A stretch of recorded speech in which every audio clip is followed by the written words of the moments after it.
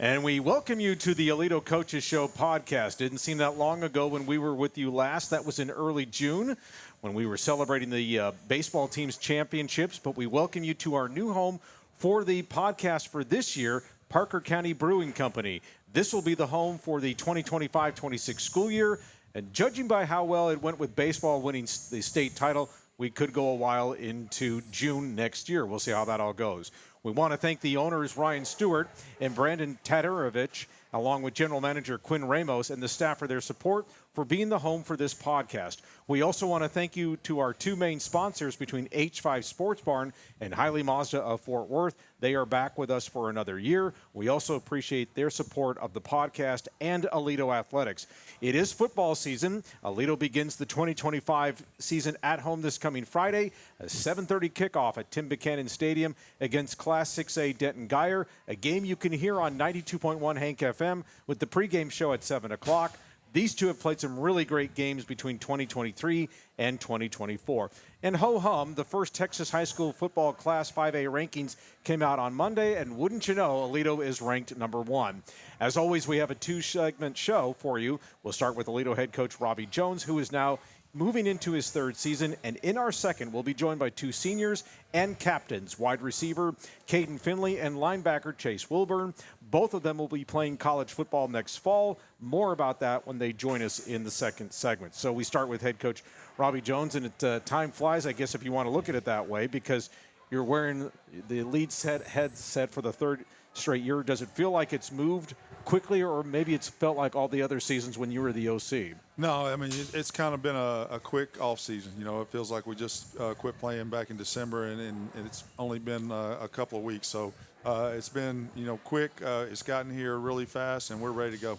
All right, so take us through the off season. Obviously, the season ended in disappointing fashion with the 31-21 loss to Denton Ryan in the 5A Division I state quarterfinals. But sometimes an outcome like that can light a fire, create some urgency, a renewal, sense of purpose, that sort of thing. What was the thing that you took from, that, and then how do you think the way you all and your staff rolled out your plan to your players, and how did the team take to it? Yeah, I mean, highly disappointing ending to the season last year, and I think it kind of opened our eyes a little bit as far as, the kids that are in the program right now, they hadn't experienced a season-ending loss like that. They were used to state championships of the previous 2 years. So it opened their eyes. It said, hey, look, guys, this could, be the outcome next year if we don't take care of business and go to work and make sure we're taking care of getting ourselves ready for this season. In that game last year, I don't want to belabor the Ryan game too much, but it was such a miserable day that day, and both teams had to play through it. And I think when you all had gotten that long touchdown pass to Blake Burdine to go up 21-10, I don't know, it just for one season, it just kind of shifted on a couple of plays, and boy, momentum was so freaky in that game. Right, and Ryan last year, they were a team of momentum. Yeah. And we had the momentum going in the first half, but then in the second half, they didn't have a whole lot going. And then all of a sudden, they got a real big play where they hit the tailback down the pipe for a big play, and then you could just see the momentum of that game just flip. And then we never could retake the momentum back from them, and, it snowballed on us a little bit. Okay, so as we pivot back to this season, because we don't want to talk about that anymore, but when you and I talked last Friday at Meet the Bearcats, you had mentioned how you liked the way this team was working, the way they practiced, the way they're communicating, and all those things. Go into detail a little bit about that. Yeah, I mean, you could kind of sense it last summer, that there was a little bit of complacency amongst some of our guys, and they weren't showing up every day. They weren't putting in the work, and that changed this year, especially with this group of seniors. This group of seniors says, hey, we're not going to allow that to happen again this year, and they've really taken the reins, and they've made sure that everybody's showing up, everybody's doing their part and doing exactly what they need to do to get this team prepared. And I would imagine, too, that – and it's also kind of – I guess maybe the word that I left out was accountability, too. It's not even so much between the coaches holding the players accountable, but the players in the locker room are holding each other accountable. I would think that would probably mean a little bit more than what you and the staff do for your players. Right. A great team's going to be led by the players, and we've got great leadership this year. We've got several guys, and when we did the captain vote, and then the outcome came out, and I, announced the 4 guys that did win the captain votes. there were 21 other guys that received votes. That means there's a lot of guys on the football team that we look to, as possible leaders, and we had several that received 10 or so votes, so they, got a lot of votes. It's just these 4 came out on top. And so, I feel really good about this group of kids. These guys, they want to go out and succeed. They know it's going to take a lot of work. They know it's not going to be easy. They've been here all summer. They didn't miss a whole lot. If they were missing, it was because they were on vacation with their family, or they were at a football camp trying to be seen by college coaches. It wasn't, oh, I'm at the lake. I'm, not going to be there today because, I got the little bit of sniffles or something like that. They were there. Yeah, I was going to say the discipline, too, it has to be an internal thing, a desire thing, that it's kind of like, again, the accountability between the locker room is going to be important, but then it has to be that inner self to tell you to, I've got to keep doing this because we don't want to have what happened last year. Yeah, that self-discipline of getting up every day and making sure that I'm there for my team and letting my teammates know that hey, look, I'm up here doing it. You need to be doing it too. Okay. Your 4 captains, as you mentioned, 2 of them are here in Chase Wilburn and Kaydon Finley. Who are the other 2? Just talk about the voting process, too. The other 2 are our military commits, Lamel Swanson and Lincoln Tubbs. So and basically what we do with the voting is, the kids vote on 3 people. We tell them, hey, vote on an offensive player, a defensive player, and then basically a wild card. It can be an offense, defense, could be just a special teams guy. And it's basically whoever you look at as, the representative of the Aledo Bearcat football team. These are the guys that are going to be your representatives. They're going to represent your team for this football season. At the coin toss, at the pep rallies, if there's some type of speaking engagement, the captains go to it. So they're the face of our football team. And so, that comes down. And then, we've had 3 at times. We've had 4. One year we had 5. Only 4 can go out for the coin toss. So I told them, hey, look, we really want it to be 3 or 4. And this year, there was a break as far as the voting. There's going to be a large break somewhere, and it was at 4. One year it was at 3, so we just had the 3. Okay. All right. So let's get into this team a little bit more. So, of course, for fans and followers, the big off-season question is about quarterbacks. Senior Lincoln Tubbs and junior Nash McElry competed for the job, maybe still competing for the job. But what was your assessment of that? And what's going to be the plan with these 2 going into Friday's opener against Guyer? Yeah, I mean, the plan right now is Lincoln's going to start the game, and depending on how well we're moving the football, depends on how quickly Nash is going to come in the game. And then, it's going to be a situation where whoever is moving the offense the best is going to be the quarterback the most. Okay. And if you go look at our inter-squad scrimmage and our scrimmage with Timberview, one quarterback kind of did better in the inter-squad. The other quarterback did a little bit better in the Timberview scrimmage. So, it's hard to tell right now. And I talked to both of them about having confidence. You guys got to have the confidence that you're the man. Go out there, and show us that you're the man. Go out there and play like you're the man. And eventually we're going to see, one of them, step up, and that's going to happen. We haven't really had a quarterback controversy or 2 quarterback deal going since probably 2009. It's a long time ago. When Matt Bishop was the sophomore, and we had Trey Ozzie, who was the senior, the guy that, okay, it's supposed to be his turn. But then you have this new young gun, in Matt Bishop, and we were rotating those guys in the first couple of games. And we came up short in an overtime with Weatherford, where we had the I don't know if we had 3 weather delays, whatever it was. I remember that I don't night, think we finished that game till like 1 a.m. But, it became apparent in that game, because they were running the triple option and keeping the ball away from us, which shortened the game, shortened the possessions. But we were having more success when Matt was the quarterback. And we had to have that conversation with Trey, and we found another spot for Trey on the field, and he was a big part of that state championship run, playing the F position.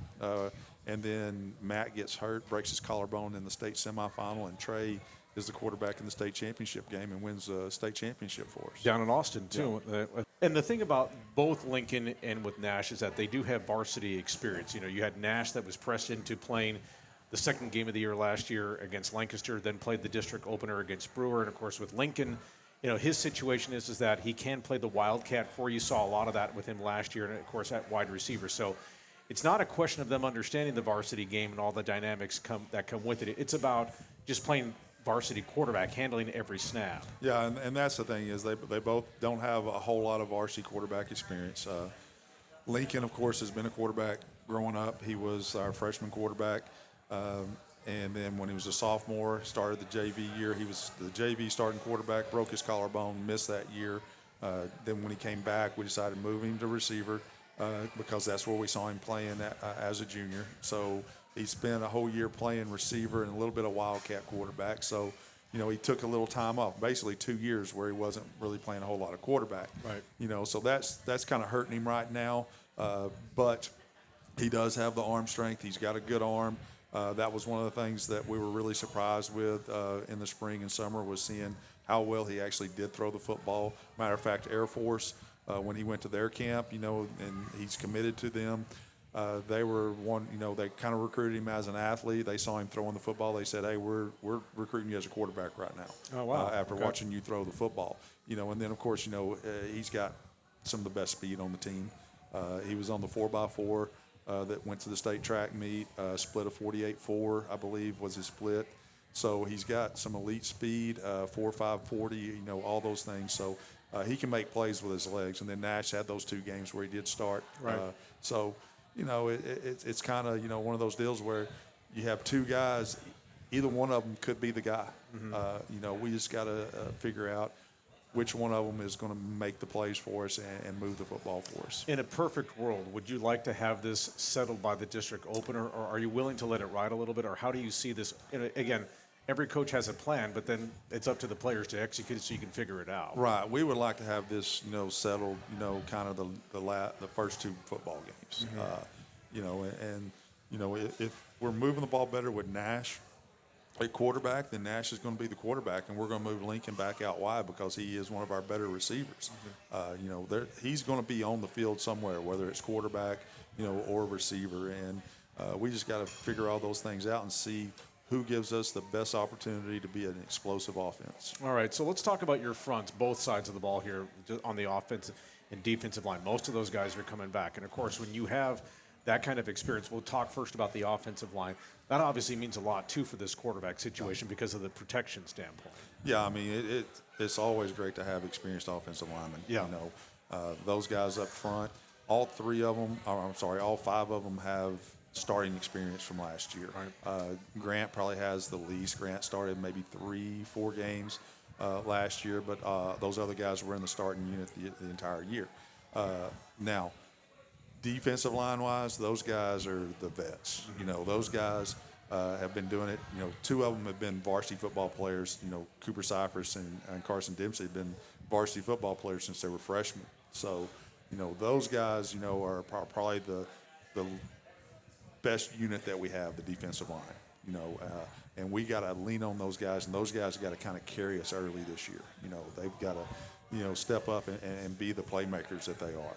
Running back situation there with Kaydon Wingfield coming off a 900-yard season, and he really was kind of like your lead running back toward the end of the year. He was your most productive back, especially in the last 2 games against Amarillo, Tascosa, and, of course, Denton Ryan. What was his offseason like, and how have things changed for him in terms of what he might be able to do versus what he did last year, and how does that line up with your expectations? Well, he's going to be counted on to be the man. Mm-hmm. You know, he's got to show up, and he's got to do, you know, what he's capable of doing, and do it at a very high level. You know, he did have a really good year last year. You know, of course, he was sitting behind Ray, but he did get lots of opportunities, and he made the most of those opportunities when he got them. And so this year he's going to have to do the same thing. He's going to have to, you know, go get 6-7 yards of carry, then pop the big one whenever we can get it. And he's also got some schools that are interested in him. I think Sam Houston, Tulsa, being and Arkansas State among the G5 schools that are after him. So that's kind of a testament of what you've got back Texas there. State as well. Yeah. No, he's got some really good offers. You know, I thought he would probably be committed by now, but I guess he's waiting to take a couple of visits before he makes his decision on that. But he's going to end up at a really good football school, So he's got a lot, in his future, a lot ahead of him, and we're expecting good things out of him. And then the other running backs, we've got 3 other good quality running backs. You got Brady Powell, who saw some action last year.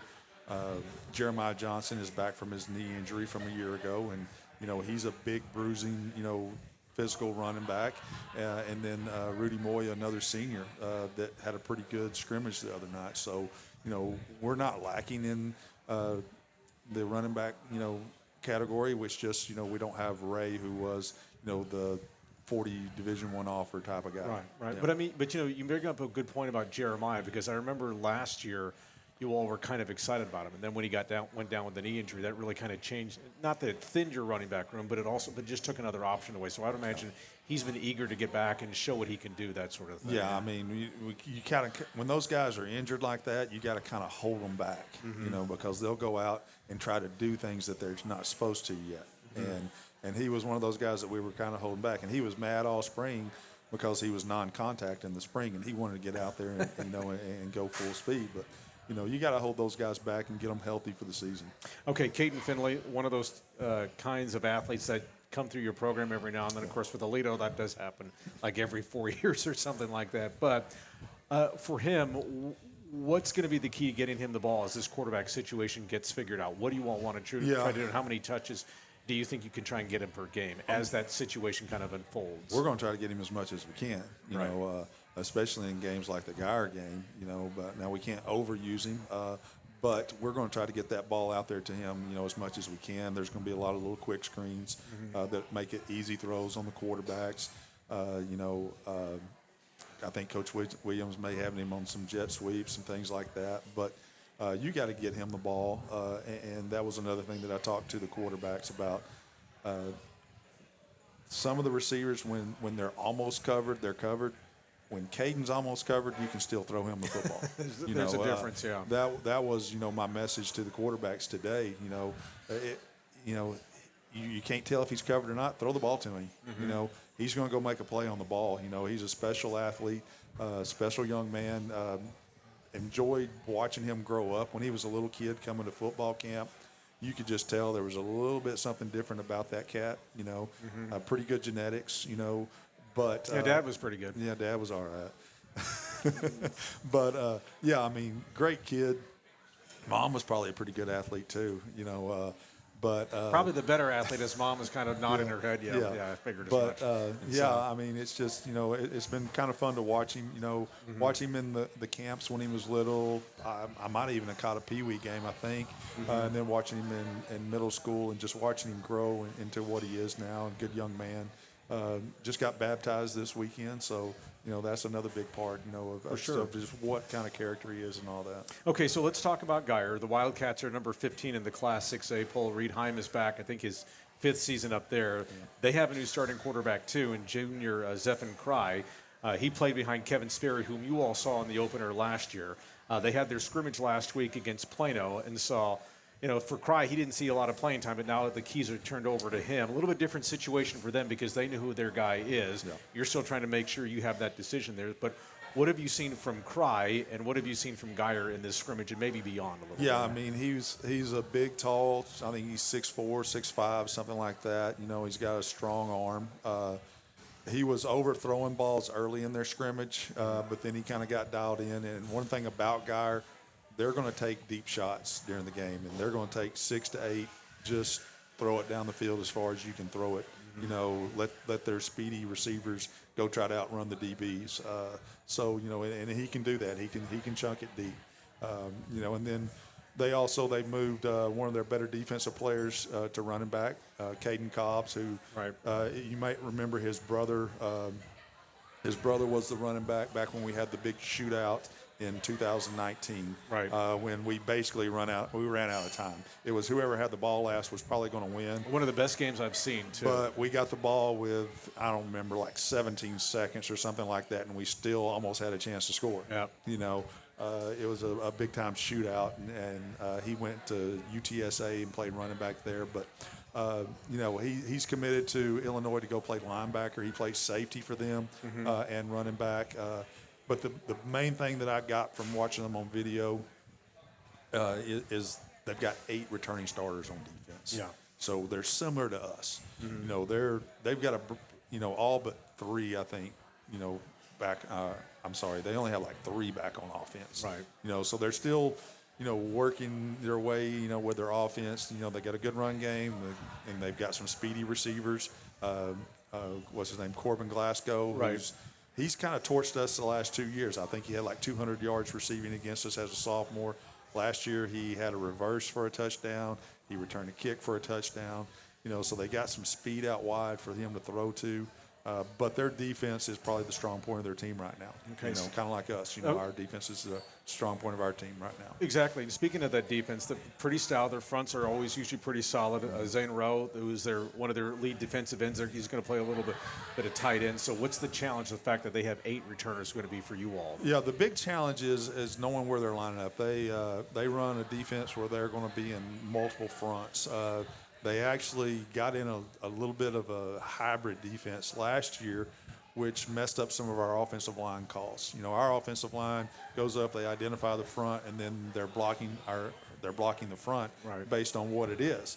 And they lined up basically in a 4-1, moved one of their defensive tackles to a nose, and their Mike linebacker walked up over the guard. So it messed up a lot of our blocking rules. And it was really only to one formation is what we figured out, later on. They were only given that to that one formation, so it was a game plan type deal. So Coach Heim is a defensive coach. He's going to have, his defense game plan, to try and stop what we do best. We just got to, figure out what it is he's trying to do and take advantage of that, with a counter.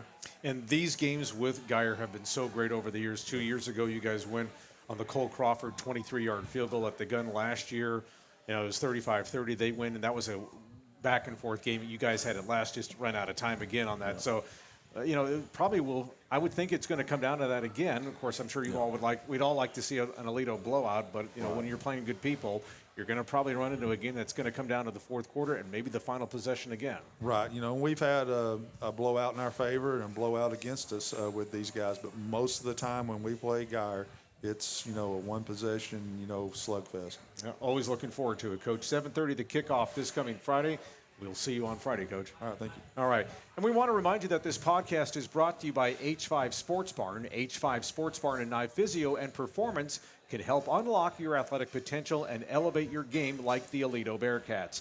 With expert sports physical therapy, tailored recovery plans, and top-notch sports performance training, H5 Sports Barn, proud supporters of the Aledo Bearcats. And by Hiley Mazda, head to Hiley Mazda of Fort Worth today. Their new state-of-the-art facility is conveniently located just off of I-30, exit Las Vegas Trail, and experience top-notch service and hassle-free buying. Don't forget to ask about this month's special offers. Hiley Mazda of Fort Worth, family-owned and operated for over 30 years. Stick around. Second segment of the podcast coming up. We're going to have Chase Wilburn, Kaydon Finley with us, back after this timeout. And with the Aledo Coaches Show podcast continues, now time to take a look at some Aledo notables before we get to our second segment. And let's start with the volleyball program under the direction of Claire Gay. The Lady Cats are 17-2 through the first 2 weeks of their season. They finished second in the Mansfield tournament over the weekend. They're playing Midlothian on Tuesday. Then they're at the Arlington Classic between Thursday and Saturday. Then, as you heard Coach Jones talk about with these couple of commitments, the Bearcats have 6 players committed right now at this time. Kaydon Finley, wide receiver to Notre Dame. Peyton Williams, offensive lineman to UT San Antonio. Linebacker Chase Wilburn to Towson up in Maryland. Defensive end Carson Dempsey to Tulsa. Defensive back and return specialist Lamel Swanson to the United States Military Academy up at West Point. Quarterback, running back, wide receiver Lincoln Tubbs to the United States Air Force Academy. Defensive back Cameron Hall to Lamar University down in Beaumont. And offensive lineman Ryan Campbell down to Trinity University in San Antonio. Pleased to be joined now by 2 seniors, 2 captains. To my immediate left is wide receiver Kaydon Finley. To my far left is linebacker Chase Wilburn. Gentlemen, thank you so much for being with us today. Yes, sir. Thank you. Ready to go? Are we ready to go for this season? Yeah, yes, sir. I would imagine, too, that hitting on each other for 3 weeks or however long it was between the spring ball and then a couple weeks in fall camp is like enough is enough, because even Timberview wasn't enough, right? It's time to hit somebody else, right? Yes, sir. All right. So let's talk a little bit about you all are now seniors. You've seen other senior classes go through, just the urgency, the sense of pride, and the sense of finality, too, of those senior years. Can you appreciate that, what that feeling is like, saying, this is like the last time that I'm going to go through a fall camp. This is going to be the last time I'm going to play a season opener, that sort of thing. What's your emotions on this, Chase? First and foremost, I gotta give glory to Jesus Christ, my Lord and Savior. Sure. But yeah, no, every moment we don't take for granted. Every off season, whether it be mat drills or the final set of 5 sets of 10, or everything we've understood that it's the last, representing the orange and black. So we don't take it for granted, and we try to give it 100%. All right, Kaydon, what about for you? Yes, sir. It's definitely a blessing to be able to play with the group of guys I've been growing up with since I've moved here back in 2nd grade. But just like the sense of urgency we need to have, this is our last season. It came by really quick. I wasn't expecting it to come this quick, but just to be able to be with these group of guys and just have to lay it out on the line for these people around me, I think that's the biggest thing. And I think we all want a state championship, so I think we're gonna play great for each other. All right, so let's talk about the other honors that you each received. You're 2 of the 4 captains. When you found out about when you were earning that title there, what did that mean to you? I'll start with you on this, Kaydon. Yes, sir. It was an honor just to be able to represent my teammates. It helped me a lot just to be able to talk and lead my team. I think I'm actually very grateful and thankful that they think of me so highly. I think I can lead the team and be able to be a vocal leader. I'm just thankful for the opportunity. And then what about for you, Chase? I'm just grateful that my boys think of me that way, and that the entire team really just trusts me to represent them in the right way, and just to we need somebody to go out there. They trusted me to do that, and I'm just grateful for me and my friends. I should point out, too, that I'm glad that I was able to get these 2 because I wasn't sure if they were going to be in a food coma, because each of them ordered pretty good-sized pieces. Did you guys finish those? Or Yes, sir. All right, so all of it's gone. All okay. of it, yep. Holy moly. Okay. Anyway, so let's talk about the off-season here. And they're not asleep, so that's good, or they're not nodding off either. But the offseason that you guys went through. And then you heard me talk to Coach Jones about the loss to Denton Ryan on that soggy day out in Crowley. What was that like in the offseason? The one thing I always talk to players about when a season ends, maybe in disappointing fashion, is it's not so much like when fall or when the offseason starts in January. It's maybe those discussions that you all have before the offseason really starts. Can you remember any of those discussions when you all got back from Christmas break and what that was like before the routine got restarted again? I'll start with you on this, Chase. I think everybody was pretty upset in the class of 26 that our main goal coming into high school, we wanted a 4-peat. And we had completed the first 2, and then losing that 3rd one, we realized that goal was no longer gone. So I think we came in the offseason with a little bit of anger, a little bit obviously a lot of disappointment. But we just got after it, and we attacked the barbell instead. Okay, and then what about for you, Kaydon? How did you see that, just those conversations? Yeah, it definitely sucked in the moment, coming back from Christmas break, going back to school and not having a state championship under our belt. But it was definitely a good thing for us, a good thing for the team, just to refuel us with that hunger we needed to go win the state, and just to show us nothing was really just given to us or handed to us. So I think we have a good class that can really take it on the chin and just be able to reimburse it back into the season and just be able to use it and fuel us during the season, get back to where we want to be. And I know all my guys want to be on top at the end of it when it all comes down when we have to graduate. So I think that loss to Denton Ryan it definitely hurt. It definitely hurt a lot, but it needed to happen for us to be successful this year. We talk about plans. Coaches lay out what an off-season plan is going to look like before you guys hit the field in April for spring ball. But anything in particular that you worked on individually, this is for both of you, that you were working on and said, how do I get my craft better? How do I become this? And how do I become more accountable to my teammates? Obviously, it worked out because you're now our captains, but you understand what I'm asking here. Yes, sir. So I'll start with you on this, Kate. Yeah, I just I just think working with a bunch of great receiver coaches that I've been at the top before. I think just working out with them, like picking their brain, running routes with them, spending some time with them really helped me be a good leader for my teammates on the field and off the field. I think they also helped me work on my craft a lot on the field with stuff I needed to work on last year. So I think just that, working with some of the top dogs in football really helped me this offseason. All right, then Chase, for you, being in the middle of the defense there, a middle linebacker, things that you wanted to focus on there, and I'm sure there's a lot of film work and saying, okay, how do I make this a little bit better here? How do I do this better? Talk about that. So my main thing in the offseason, I played outside backer last year, and this year I'm moving inside. So I think my biggest thing was trying to adjust to playing middle. I don't cover receivers anymore. I cover mainly tight ends and running backs, and really just playing against linemen and playing more against the run, and a lot of watching Devon Keys. I was his backup when I was a sophomore, and so really I just try to make my craft look like his. That's a good way to model yourself Sorry, after, because yes, he's sir. gone on to had a pretty good start down at LSU for sure. Okay, so let's get into the recruiting angle here. Making these decisions, both of you know where you're going to spend your college careers at. So Chase, let's start with you. Take us through your journey at Towson University up in Maryland there. Heard some Texas connections there, so just kind of take us through that journey and how that seemed to be the school for you. So they came in during the offseason. They came in the weight room. It was Coach Doolin who came in. He introduced himself, said, talked about Towson for a little bit, and then he had to go. But then the linebacker coaches both texted me on Twitter, and we reached out. We made a connection there. And then when spring ball was going around for the colleges, they invited me up for a spring game. And so I went up for the spring game, and it was between Tarleton and Towson that weekend on where I wanted to go.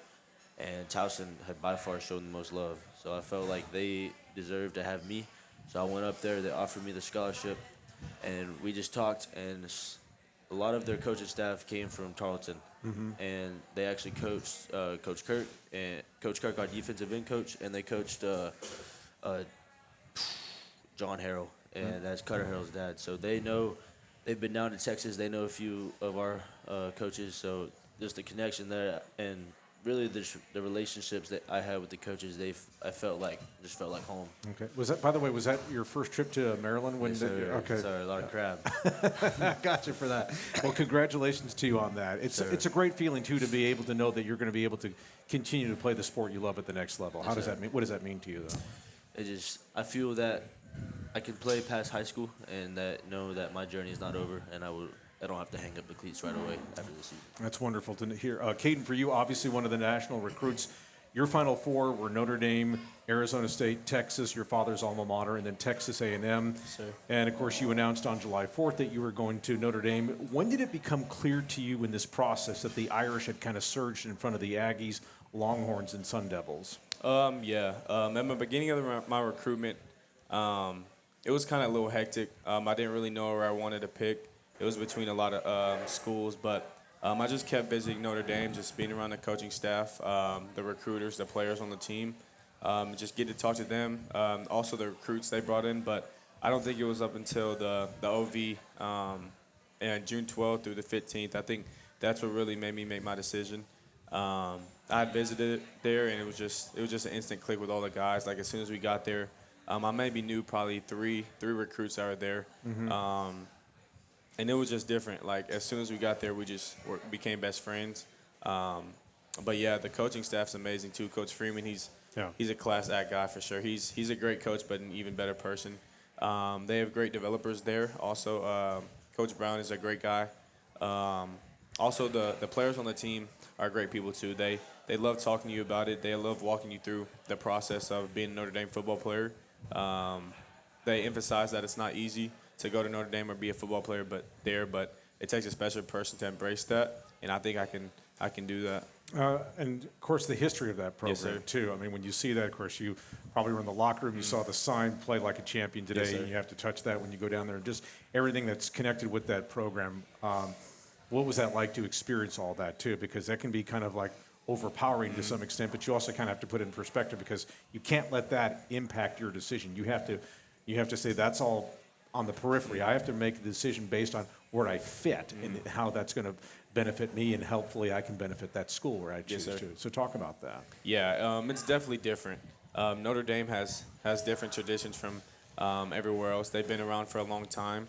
I just think that to play like a champion, I think that has a big impact on me in my everyday life. Really, just rethinking about that slogan, like wearing it on my shirt, just means something different. Yes, sir. All right. Yes, So, sir.